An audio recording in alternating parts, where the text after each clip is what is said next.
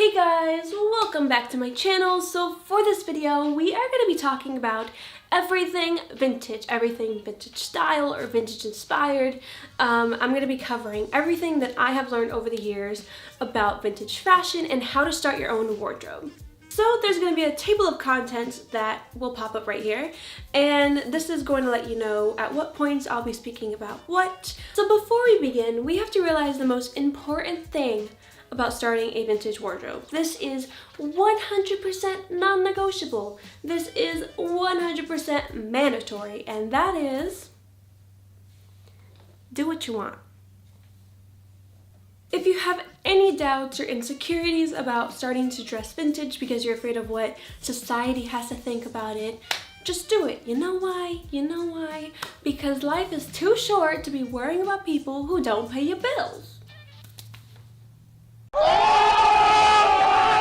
So now that we got that little doubt out of the way, let's go ahead and start learning about vintage fashion.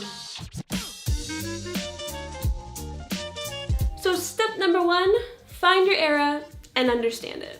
Now I know that sounds incredibly overwhelming, but you can find all of this information online through just Google Images or documentaries or watching old films. So there's a lot of resources for you guys to really understand the decade. And I know it's also very overwhelming to just let alone choose a decade because there are so many to choose from, but my advice is to go off of the decades that interest you the most, the ones that give you a sense of nostalgia, a sense of happiness, a sense of comfort, and then learn to see if you can find your style within that decade. Now there's a huge misconception that I have to clear up before you start choosing which decade is going to be for you. So a lot of people are going it based off of what the stereotypical image of what they think the decade is all about. For example, I've heard a lot of people say, oh, I love the 50s, but I'm a tomboy, so I can't really choose the 50s for my fashion. And that is so false. That is false. For example, the teddy girl style, which is Britain's most rebellious tomboys of the 1950s, and they looked awesome. Each decade has seen multiple fashion trends because a decade makes up 10 years and a lot goes on in 10 years. For example, this is the 1950s, but this is also the 1950s. This is the 1960s, but this is also the 1960s. This is the 1990s, and this is the 1990s. Now, the last thing to keep in mind is you can have more than one style. You can pick more than one decade. I don't know who invented the idea of you gotta look one way, because I don't agree. I love the 1950s and I love the 1980s, and I dress like both, and it makes me both super happy. So if you like more than one decade, go for it. There's nothing in the way of stopping you from doing that. If you want to dress, you know, super prim and proper, and then you want to dress like an 80s rock star, do it. All in all though, no matter what decade you choose, you still have to do research because there are so many misconceptions about every decade, and also it is just more easy to find pieces and to get inspired when you are basing it off your inspiration. So research is everything. You got Google for that, you got YouTube for that, you got books for that. So yes, research is number one. So once you've found the decade and have learned a little bit about it, what really helps to ease into the vintage world is changing your hair and makeup first. You don't have to have a vintage wardrobe to do this. It's relatively free. Most likely you do have a little bit of makeup and a couple hair tools to play with, or you know, you can DIY all that if you want to get you know, creative. But relatively, you know, that's something that everyone can afford to do. So it's a great first step to take. You could be wearing a plain red sweater from like H&M, and you could be wearing a pair of jeans or a pair of pants, and the minute you throw on a couple pin curls, you put on a little bit of a red lip and a cat eye, you're gonna look really vintage without, you know, much effort. So that's perfect for those who want to ease into that kind of style and not have like a huge dramatic change the next day.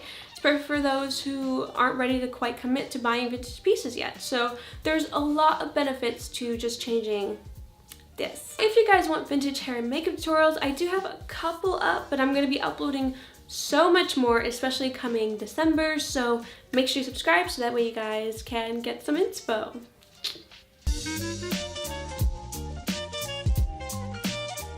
So the location of a thrift shop oftentimes determine the kind of things you're going to be finding in that thrift shop. For example, Burbank, California is a film history gold mine. This is where so many film studios opened up for the very first time, including Walt Disney Studios, which opened up in 1940 in Burbank. And you're way more likely to find Disney-related collectibles or just film studio-related collectibles and clothing in Burbank thrift shops. And that is actually where I found these bad boys. Did I need them? No. Did I want them? So very much.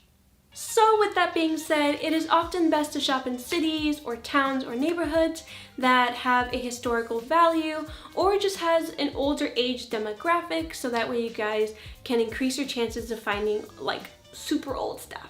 Now keep in mind there is a difference between a vintage or antique shop and a thrift shop. So a vintage or antique shop do accept community donations, but they only really put the vintage stuff up for sale that they consider valuable, and they often go out of their way to go to estate sales, so that way they can bid on vintage valuables and then they double or triple the price of what they paid to make a profit. So that's why oftentimes vintage shops are more expensive than thrift shops. Thrift shops accept and rely 100% on community donations, and they sell anything and everything. So you're gonna find stuff from our time today, and sometimes you do find vintage stuff. You will find vintage stuff in both the thrift shop and an antique or vintage shop.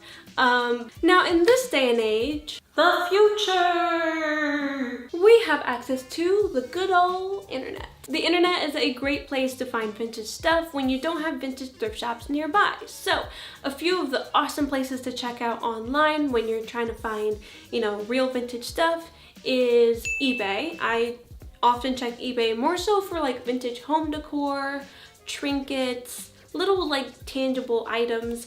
I go on eBay just because they have the biggest variety, and on top of that they have the best prices. Now there's also Etsy, which is like the best place because they have vintage inspired clothing which people hand make themselves, or you can find real vintage pieces, and the selection is amazing. They have so many awesome stuff on Etsy. So Etsy is a great place for vintage clothing. And there's also Depop for those who are more of my 80s and 90s babies. Depop is a regular like secondhand type of app like Poshmark, but for some reason it kind of turned into more so of a place to find really good 80s and 90s apparel and also like accessories and stuff.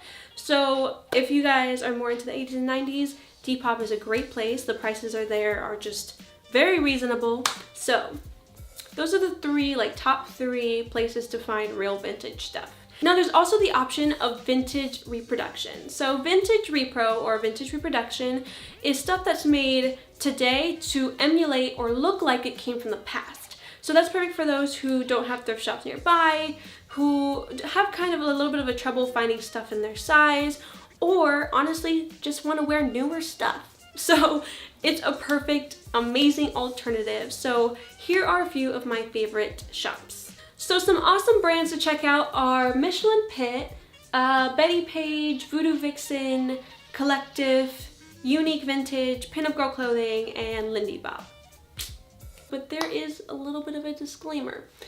Vintage reproduction clothing can get more costly than modern clothing, and it can even get more costly or just as costly as real vintage pieces. But here's what you gotta do. You gotta wait for the sales, the holiday sales, St. Patty's Day sales, the Christmas sales, Black Friday sales. You'll be surprised how far their stuff gets marked down. Also consider checking out vintage inspired clothing from regular everyday shops like Forever 21. They often sell a lot of 70s, 80s, and 90s style clothing, especially now.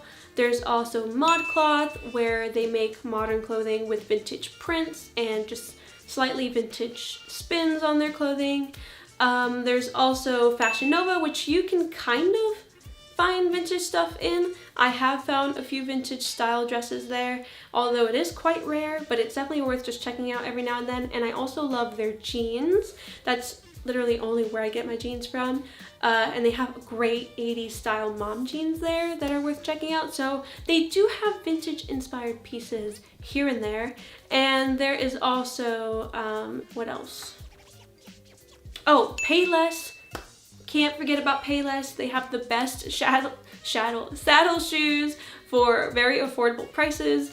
They also sell Oxfords and Keds and kind of like those kind of shoes that are known for being vintage staples. So definitely check those places out.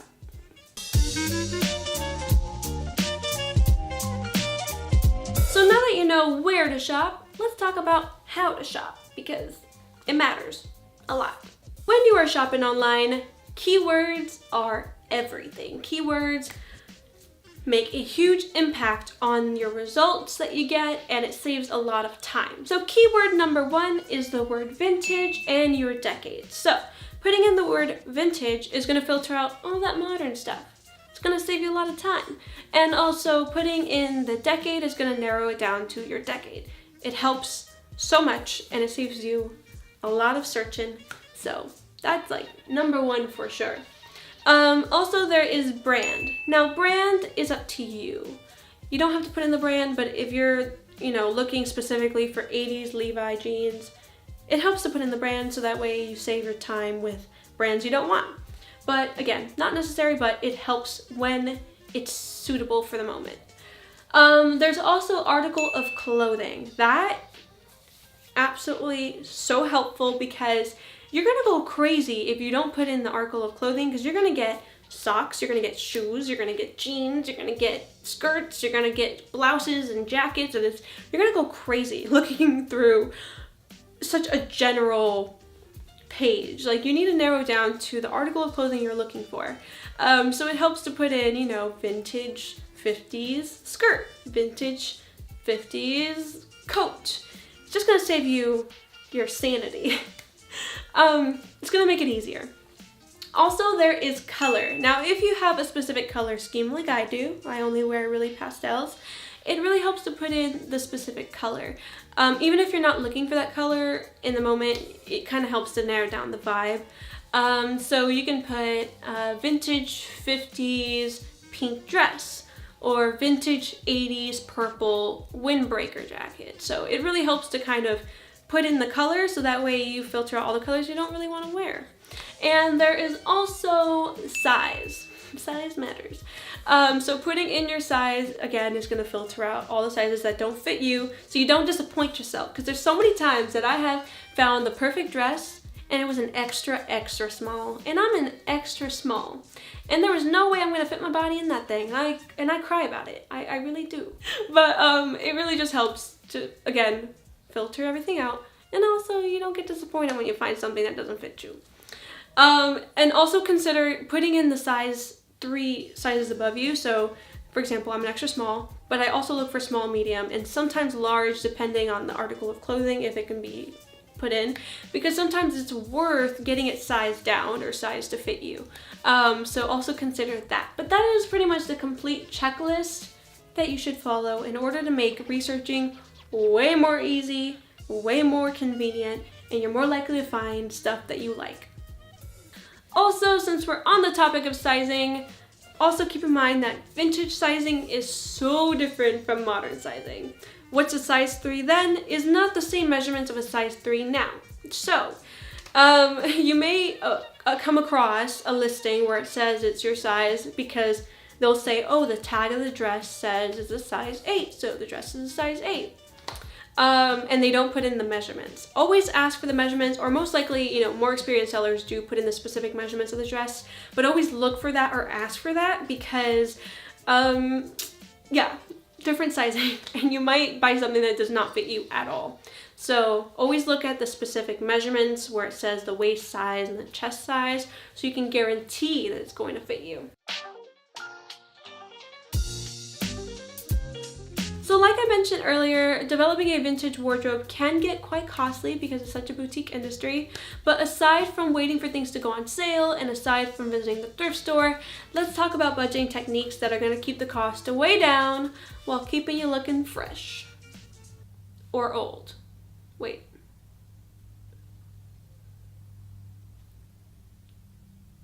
So number 1 is staple wardrobe pieces. Having a set of basics that you can use over and over to create brand new looks will save your pockets big time.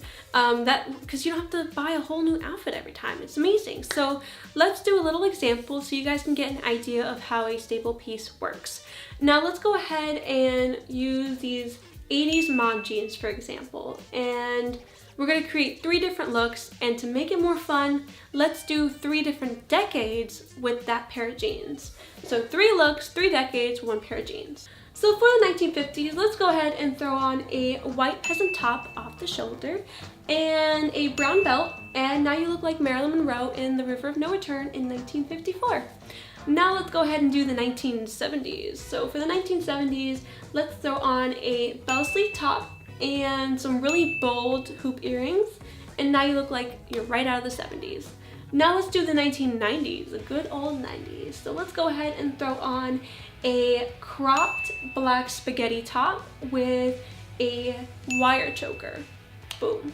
1990s. 3 different outfits, 3 different decades with 1 pair of jeans. That is the magic of staple wardrobe pieces. I know, super magical. So aside from a pair of jeans, great staple pieces are also things like cardigans, jackets, jewelry, shoes. So it really just depends on your decade, and especially if you're a decade hopper like me.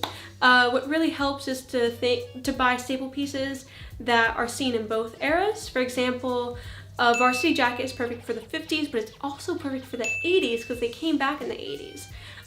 Also leather jackets. They were used in the 50s and they were also used in the 90s. Now another great budgeting technique is to just use what you already own. Now I know you're probably like, Jess, all my stuff is modern. I can't do that. But you'd be surprised how much stuff you already own that kind of looks vintage enough. For example, if you have an oversized sweater, that's been done in the 80s. If you have a cardigan, welcome to the 50s. So look through your closet, see what you have, see what you can play with.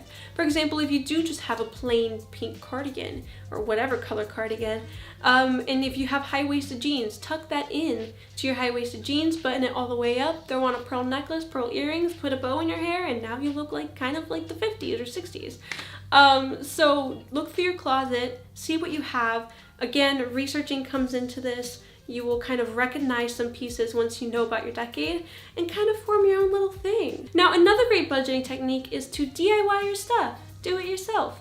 There's a lot of things that you can DIY very easily, like, for example, circle skirts. Even in the 50s, they DIY'd their own circle skirts back then to save money. So just seeing what you can DIY, whether that's jewelry, whether that's clothing, or hair bows. For example, this, I'm gonna undo it right now. I'm gonna show you what this really is.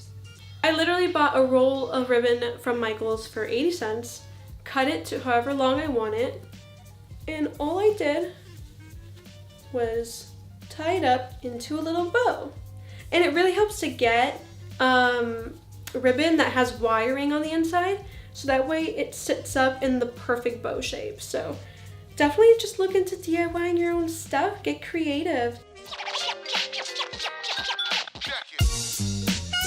So now that you know where to shop, how to budget, let's talk about the most important thing, how to style. So there are 2 main levels of vintage. There is authentic, which means you want to look like a living, breathing replica, and there's vintage inspired, which means you're a little bit more casual, you're modernized, you're not necessarily historically accurate, but you're in the style of a decade. So choosing whether you want to be authentic or vintage inspired really helps kind of figure out what direction you want to go in, and you can totally do both. For me, it really depends on what outfit I'm trying to build. If this one outfit for this one event, I want it to be vintage inspired, I go and try to do that. But just having it in your mind what you're trying to do and what direction you're trying to go in is going to help it be a little bit more clear and more easy to build it. So a big question when it comes to style that I get a lot from you guys is, how do you not look costumey or tacky? So if tacky is not for you, a great way to avoid looking tacky or costumey is to avoid the cliche, avoid the obvious. So poodle skirts, the infamous cherry print, the nautical theme, the leg warmers, headbands, chunky peace sign necklaces, all the stuff that you can pretty much find in a Halloween store, don't do it. Also, wear the right clothing for the right occasion. That's a really quick way to look costumey if you don't do that. So if you're walking around the mall on a Wednesday afternoon in a 1950s prom dress, you're gonna look like you're wearing a costume, not like you're wearing normal clothing. So those are great ways to avoid looking tacky or costumey. But again, like if that's for you, if that's your vibe, rock it. This is just advice for those who don't want to. So another question that I get regarding style is, how do you not look old or granny-like when you're dressing 40s or 50s? Now, there's actually a really easy way to avoid looking like your grandmother. So the number one tip that I have is make sure your clothing is well fitted. It doesn't need to be tight, but it needs to fit the way it was made to fit. Because our grandparents' motto is, if it's comfortable, it's going on, because we're tired, and I don't blame them. So that's often why you see your grandparents wear like loose cardigans and loose pants. So wearing clothing that is well fitted to your body, it's going to make you look automatically way more youthful. And also utilize youthful accessories. That is a game changer in making you look vintage and not granny-like. For example, hair bows and saddle shoes were really only worn by schoolgirls. You would not see the average mother in the 1950s wear any of that. So wearing youthful accessories that usually the teenagers wore or the college students wore is gonna make you look way younger while wearing very old stuff. That's all you really need to do. All in all though, at the end of the day, what matters is how comfortable you are in what you're wearing, how confident you feel, how good you feel, and just doing what makes you happy. That's all that matters at the end of this. So hopefully this video was really helpful. I hope you guys learned new things. I hope I encourage you guys to try it out. Honestly, it's so much fun, so I hope you do. And if you guys have any questions at all, leave them down below in the comment section and I will be sure to get to them. But thank you guys so much for watching. I really hope you guys enjoyed this video. If you did, give it a thumbs up, make sure you subscribe and turn on the notification bell so that way you get more vintage content like this. And I will see you guys in my next one.